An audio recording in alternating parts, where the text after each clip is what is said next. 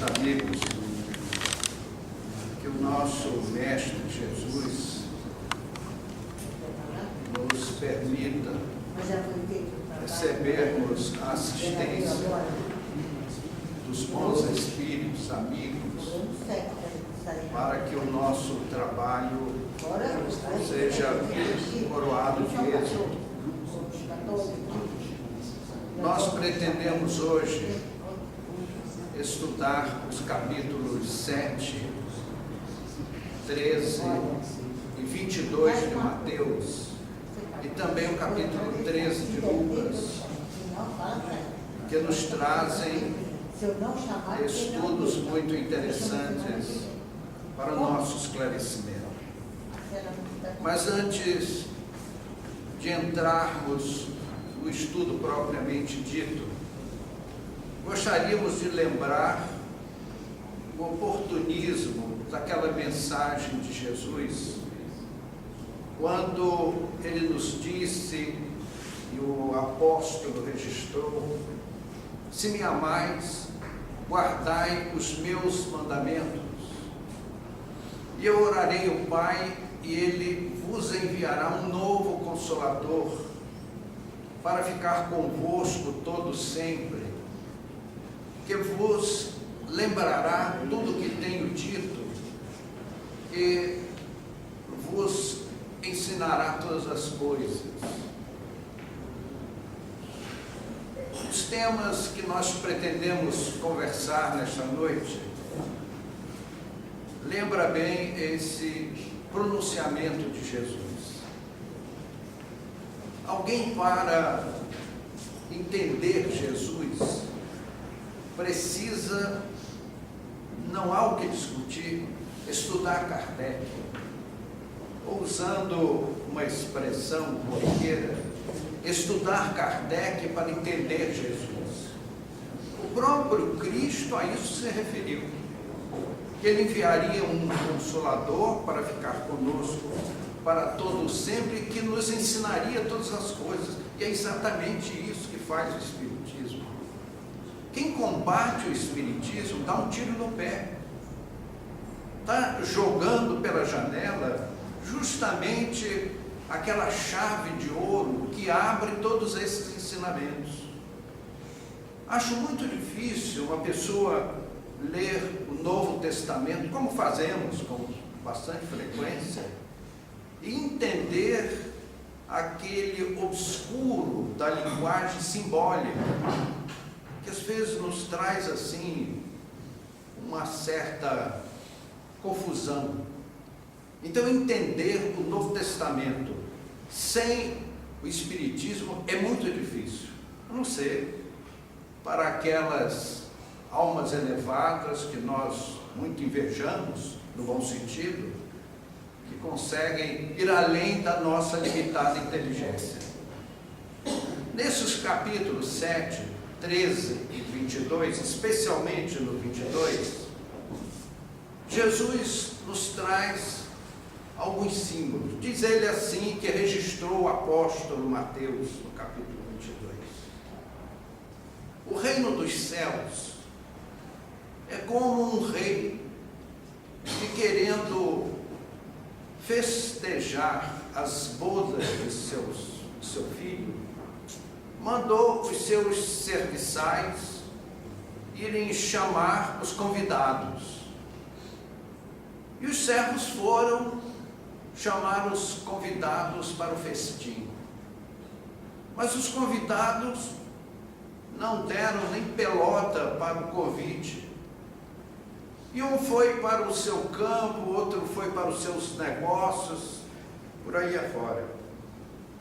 Então o rei ficou assim, indignado com aquilo, e mandou outros servos chamar os convidados.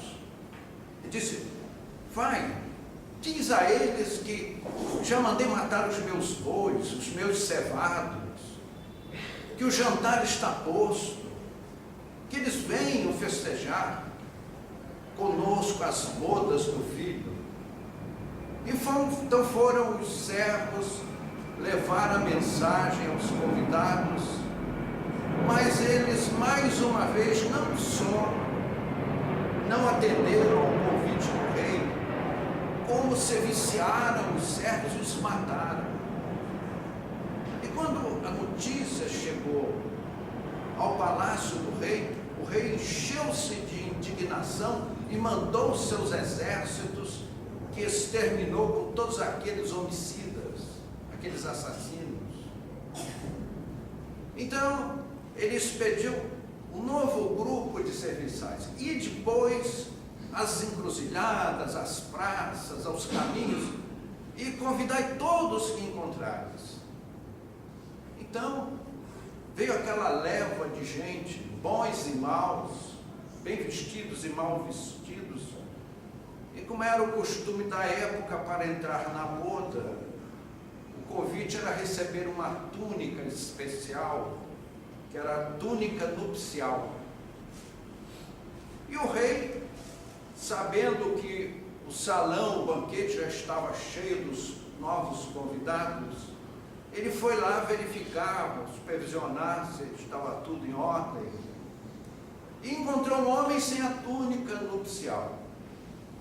Ele perguntou: amigo, o que fazes aqui sem a túnica? E aquele convidado, entre aspas, que era um penetra, na nossa linguagem moderna, né? Um penetra,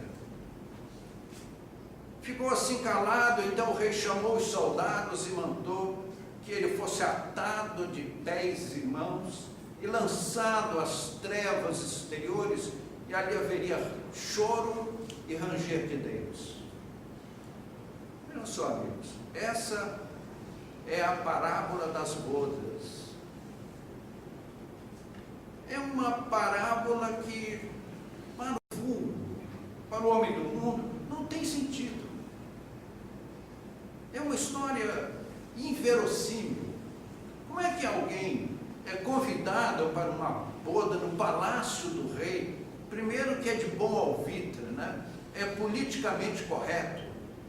Se você recebe um convite do rei, não interessa nem para que é ir lá, né? Não é isso? Ou não? E a mais sendo um banquete, um festim, você não vai aceitar? Uma festa no palácio do rei é de ser um regalo que não tem tamanho, para você não lavar mais a boca, nem escovar os dentes, para não perder o gosto do banquete. Então, amigos, fica assim uma história um tanto quanto difícil de ser entendida.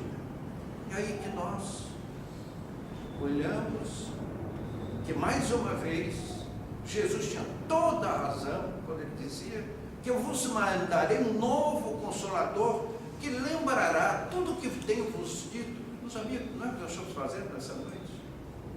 Nós estamos lembrando Jesus, a origem dos seus ensinamentos, e vos explicará todas as coisas. É necessária a explicação espírita, sem ela não entendemos. E o que é que acontece? Nós passamos a ver Jesus não como um mestre, não como um educador, mas como um estático salvador. Eu creio, eu não creio. Eu quero, eu não quero. Sem nenhuma lógica. Daí nasceram todas as fantasias. Essa parábola das bodas, alguém podia construir um grande templo, o templo das bodas. A pessoa vai lá, faz uma porção de gestos, senta, levanta, faz uma porção de sinais. E nós perguntamos: para que serve isso? Jesus, na verdade, não é o salvador estático, ele é o educador de almas dinâmico. Jesus veio educar a humanidade, para que nós saiamos do obscurantismo espiritual e alcancemos a luz. Essa foi a missão do Mestre. Foi isso que Jesus veio fazer na terra. Jesus não veio fundar religião nenhuma. Ele veio trazer luz, entendimento para o nosso proceder, para o nosso engrandecimento espiritual. Mas trocando em miúdos com as luzes espirituais, Jesus diz: o reino dos céus é como um rei que, querendo festejar as bodas do filho, preparou um festim. Então, ele equivale, o reino dos céus, a um festim. E, meus amigos, é mesmo. As zonas espirituais superiores são aquelas regiões para as quais nós nos transferimos em espírito quando concluímos o nosso curso terrestre, livre das dores, do sofrimento, do karma. Podemos olhar o nosso passado, aí o nosso passado espiritual se abre, como as flores que se abrem ao sol. E nós conseguimos enxergar o nosso passado sem constrangimento, o que não podemos fazer hoje. Hoje o nosso passado nos assusta. Eu vejo pessoas simplistas, ingênuas. Eu queria saber o que eu fui nas encarnações passadas. Meu amigo, não queira saber, pelo menos por hora. Porque dói menos você abrir um armário e encontrar ali uma porção de títulos vencidos e pagos. É diferente você abrir uma gaveta e encontrar um monte de duplicatas com aquele aviso do cartório de protesto. É bem diferente. Então, meus queridos, esperemos chegar à quitação dos nossos débitos espirituais, a iluminação do nosso espírito, para irmos para essas regiões felizes. E ali nós vamos conviver com as pessoas que amamos. Fazemos grandes e maravilhosos projetos. Iremos fazer basicamente duas coisas: estudar novas ciências, novas técnicas, segundo o nosso gosto, e conviver com espíritos que amamos profundamente. E aí arregaçamos mangas e vamos todos juntos trabalhar pelo nosso próximo, para que eles sejam felizes como nós. Então o reino dos céus é um festim. O que é mais doce para nós do que ir a uma festa? Nós somos humanos, mas nós vamos à festa para festejar com o aniversário, um enlace matrimonial ou qualquer outra coisa, com amigos, pessoas que gostamos, que amamos, se um prazer estarmos juntos. Mas como ainda somos muito primários, apreciamos muito as guloseimas, os comes e bebes. Aí o dia de uma grande festa a gente nem toma café da manhã para não ocupar espaço útil, não é isso? Para aplicar naquelas belas iguarias que a festa nos trará. Então, vejam a sabedoria de Jesus. Para as nossas dimensões humanas, um festim é o mais adequado para simbolizar as regiões superiores da espiritualidade. Quem eram aqueles primeiros convidados que os servos foram chamar? Jesus se referia aos hebreus primitivos. Mas por que os hebreus? Que privilégio é esse? Não há nenhum privilégio. Essa palavra, essa expressão privilégio, não existe no dicionário divino. Deus vê todos os seus filhos com a mesma ótica, e não podia ser de outra forma, senão pecaria na justiça. Quando nós dizemos que Deus é a suprema justiça, Ele não poderia deitar privilégios a algumas pessoas. Aquele povo hebreu, eles receberam, reencarnado entre eles, alguns espíritos relativamente mais adiantados do que aqueles homens, reencarnado entre eles, espíritos egressos de outras regiões cósmicas, que vieram à Terra resgatar erros em outros mundos. Mas eles eram relativamente mais adiantados. Então eles fizeram do povo hebreu um povo monoteísta. Foi o primeiro povo da história que enxergou Deus único, que era diferente dos demais povos, que eram politeístas e idólatras, que faziam ídolos e cultuavam ídolos. Então era um povo espiritualmente mais adiantado. E quem eram os servos de Deus que foram fazer o convite àquele povo, senão os antigos profetas. E eles, um foi para o campo e outro foi para os seus negócios. O que queria dizer Jesus com essa afirmação? Que era um povo materializado, mais interessado nas coisas materiais do que nas coisas espirituais.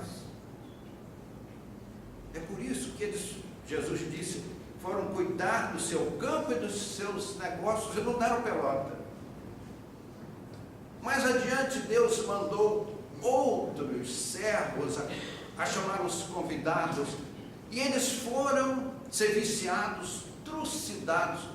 Quem eram esses servos, senão o próprio Cristo e os seus seguidores à época?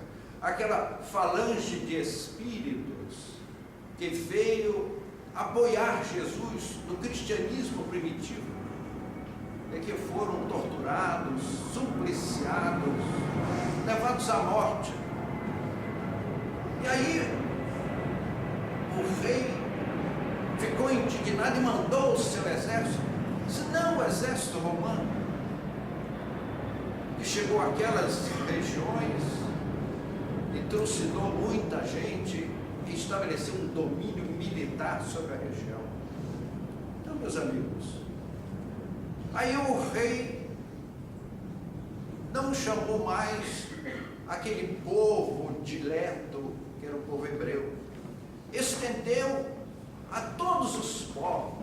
Aí o simbolismo daqueles que estavam pelas ruas, pelas praças, pelas encruzilhadas, foi a mensagem cristã se extrapolando para todos os povos do mundo, como acontece até hoje. Então vieram muitos, que é o nosso tema, muitos chamados, mas poucos os escolhidos, que vieram participar do banquete da mensagem do Evangelho. E havia ali um homem que não vestia túnica nupcial. Quem era esse homem? É aquela pessoa que diz, Senhor, Senhor, mas obra iniquidades. A túnica nupcial, nessa linguagem simbólica, é a nossa adoção do Evangelho como norma de conduta. Meus amigos, de nada vale nós lermos o Novo Testamento como quem lê um livro comum, e principalmente se não entender. Há mensagens profundamente obscuras, de entendimento profundamente difícil, como essa mensagem das bodas. Não fosse a ajuda espiritual, e não conseguiriam tirar o véu da letra. Então aquele homem que estava sem a túnica, isto é aquele que foi para o festim, para a festa do Evangelho, mas sem levar o coração puro. Então ele foi atado de pés e mãos, entre aspas, numa linguagem simbólica, e lançado às trevas exteriores, e ali haverá ranger de dentes e lágrimas. Então vejam, meus amigos, em nenhum momento Jesus nos diz que aquele homem vai ser lançado às trevas exteriores para toda a eternidade. Em nenhuma hipótese. Haverá choro e ranger de dentes, mas quando ele terminar de chorar, de ranger os dentes, Deus lhe dará novas oportunidades para que ele vista a túnica nupcial e vá ao banquete do Evangelho. Então esse ponto, meus amigos, é o ponto intitulado Muitos chamados, mas poucos os escolhidos, onde, e eu não sabia explicar porquê, o estudo do Evangelho tem assim uma preferência pelos capítulos de Mateus. Talvez porque Mateus tenha sabido transcrever para o papel a linguagem do Cristo com maior fidelidade. Suponho que seja por isso. Há uma passagem em que ele diz, e que já falamos há pouco, sobre aqueles que clamam, Senhor, Senhor, e Deus dirá a esses, não vos conheço, vós que obrais a iniquidade. Então Jesus, batendo na tecla do chamado culto externo, nós,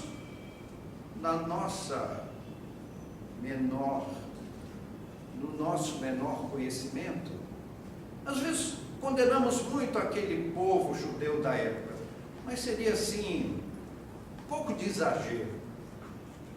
Naquela época, existiam duas facções dominantes. Eram os saduceus, corrente que foi fundada por Sadoc há 258 anos antes de Cristo. Você vê que eu era criança nessa época, me lembro ainda, né? O Sadoc fundando a doutrina dos saduceus. E os fariseus. Os fariseus eram os intelectuais da época, mas eles eram extremamente adeptos profundos do uso externo da religião. Então, para eles, era a gesticulação, eram as fantasias, as ortodoxias, tudo isso equivalia. O senso moral, o ensinamento superior, isso era muito complicado para eles. Os saduceus, ao contrário, eles eram os materialistas da época. Os saduceus, eles tinham o seguinte entendimento: eles acreditavam em Deus só. Lembram muito a chamada doutrina da prosperidade, que foi um incêndio nos Estados Unidos e que acabou respingando no Brasil. E apareceram alguns espertinhos do Brasil fazendo fortuna com a chamada teologia da prosperidade. Então os saduceus foram os inventores dessa doutrina, em que eles acreditavam em Deus. Agora, anjos, bons ou maus, espíritos, alma do outro mundo, eles eram absolutamente céticos, eles eram o materialista da época. Os saduceus só acreditavam em dois deuses. O primeiro Deus, aquele que está no céu, tá? E o segundo Deus, aquele que não tem a Deus, que é o dinheiro, o Deus dinheiro. Já viu o Deus dinheiro que é ateu? Não sou ateu do dinheiro, não reconheço o dinheiro. Nós vivemos um mundo que, infelizmente, as pessoas valem não pelo que são, mas pelo que possuem. É um mundo em que mais importante é ter do que ser. Então eram assim os saduceus. Eles eram os materialistas da época, eram os céticos da época. Então eles achavam o seguinte: se a pessoa cumprisse com as regras das leis antigas do mosaísmo, então você estava em paz com Deus. E aí Deus lhe traria uma série de prosperidades materiais, financeiras. E aí você teria muitas terras, muito ouro, muitos servos, seria um homem poderoso, porque serviu a Deus. Mas eles não acreditavam na existência da alma. Então, Jesus nos chamou a atenção para isso. Muito se pedirá a quem muito se deu. E os fariseus, eles eram profundos conhecedores dos textos antigos do mosaísmo, das tradições hebraicas. Eles conheciam e cultuavam os profetas, mas era um culto puramente exterior. Meus amigos, como nós vemos hoje, templos suntuosos, onde são feitas uma série de solenidades para agradar ao aspecto social das criaturas modernas, quando não foi isso que Jesus nos ensinou. Então, estes são aqueles homens que estavam sem a túnica nupcial no festim das bodas, porque estavam ali só a par com as exterioridades. Esse capítulo nos chama a atenção nos muitos chamados, poucos escolhidos, sobre muito se pedirá, a quem muito se deu. Meus amigos, que nós espíritas fiquemos bem de olhos abertos, ouvidos e olhos bem abertos com esse ensinamento, com esta colocação do Mestre. Vejam só, nós espíritas, alguém já disse, não me lembro quem, que o espírita é um milionário da felicidade. Porque, mesmo quando estamos em dificuldades, meus amigos, eu pergunto, quem não está nesse momento, vivendo o momento mais difícil da sua vida? Nós estamos sempre vivendo o momento mais difícil da nossa vida, todos nós, porque a vida terrestre é a luta. Se nós tivéssemos já colocado o Evangelho no nosso coração, nós assumiríamos conscientemente a nossa evolução espiritual. Mas se nós não fazemos isso, Deus, na sua infinita misericórdia, nos dá uma diletíssima irmã, chamada a dor. A dor da qual temos tanto horror, queremos nos livrar dela, ela é aquela diletíssima companheira que vai nos empurrando para frente e vai nos trazendo maturidade. Só quando nós chegamos nas esferas da luz, que eu sei que é o caso dos amigos aqui presentes, é que a gente valoriza as dores que nós passamos, as nossas lutas enormes, porque são elas que nos dão a maturidade de espírito. Não é só o resgate de um passado obscuro, ignominioso, um passado de crimes terríveis, não só. Por que Deus nos permite errar? Porque ao resgatarmos os nossos erros, nós amadurecemos. É como a história da estrada e o mato em volta. Andar descalço no mato, você fura os pés. Melhor a estrada reta. Mas por que nós vamos descalço para o mato? Porque queremos. E aí nós aprendemos que melhor a estrada reta, que nos leva para frente sem furar os nossos pés nos espinhos. Então, meus queridos amigos, nós espíritas temos assim um manancial de luz enorme. A gente pega um livro do Chico Xavier, mas qualquer um, você fecha os olhos assim e vai na estante e pega um livro do Chico. Meus amigos, o Chico foi a alma mais doce que eu vi nesse mundo. Era um irmão sincero.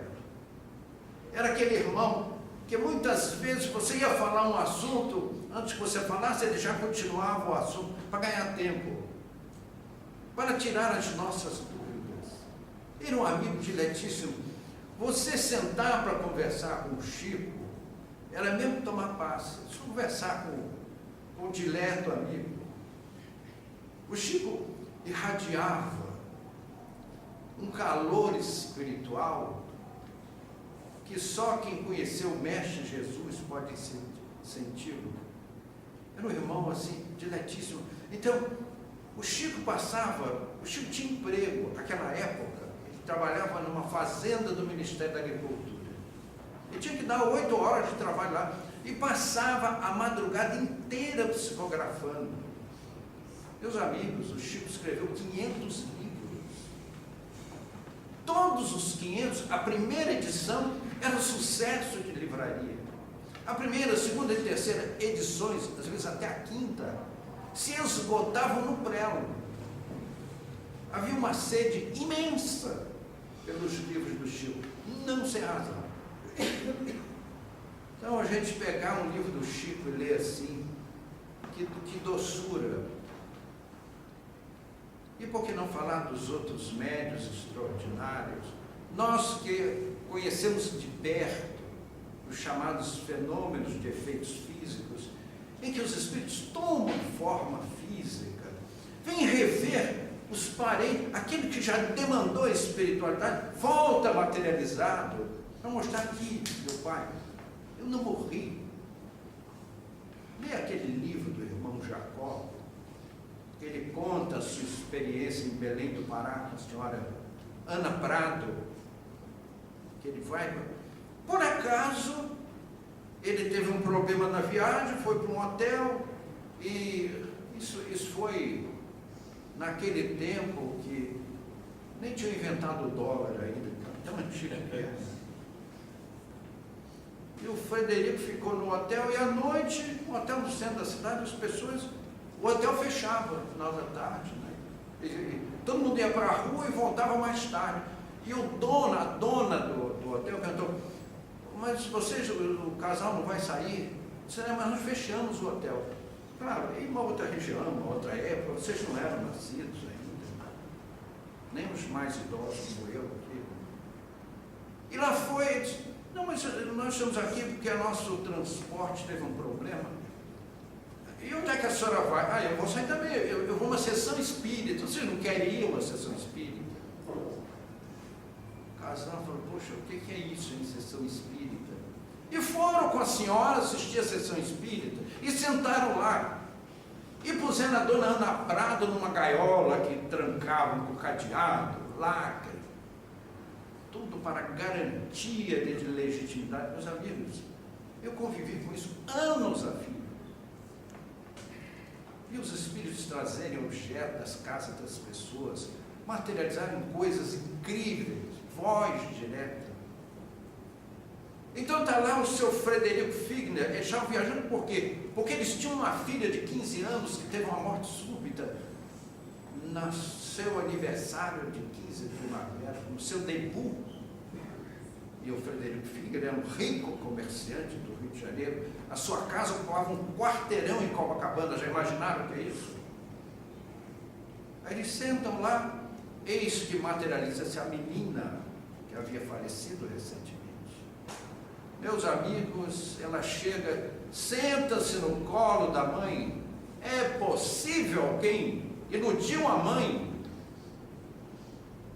com aquela linguagem própria entre mãe e filha, falando das particularidades da família? Depois chegou, sentou-se no colo do pai, afagou o pai. Meus amigos, eu vi essas emoções.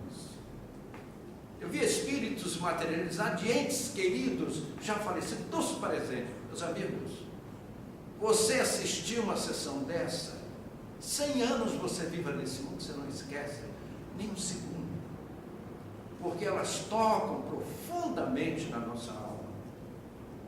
É por isso que Jesus nos diz, muitos chamados, poucos escolhidos, porque os espíritos nos consolam, nos esclarecem, nos iluminam, trazem o seu amor, o seu carinho. E nós nem sempre levamos a sério essa ajuda. E seremos aqueles homens que sem a túnica nupcial seremos lançados às trevas exteriores para o choro e ranger de dentes, porque ainda somos espíritos acomodados, espiritualmente acomodados. Às vezes arregaçamos a manga, vamos para os nossos negócios, para o nosso trabalho.